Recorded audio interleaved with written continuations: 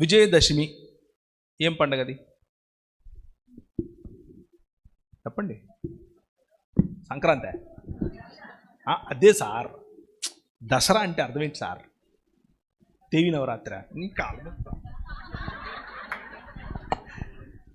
దసరా అంటే 10 తలకాయలని చంపిన దినమయ్యా. దశహర. పండగలన్నీ చంపినందుకే చేస్తారు. మీకు అర్థమవుతుందా?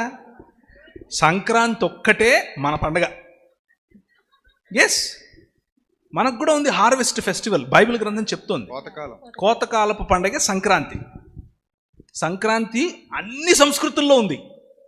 దీని వెనక ఏ విగ్రహము లేదు, ఏ దహనము లేదు, ఏ రావణాసుడు లేడు, ఏది లేదు. అర్థమవుతుందా? ఇది ఇది ఇది మనం తెలుసుకోవాలి.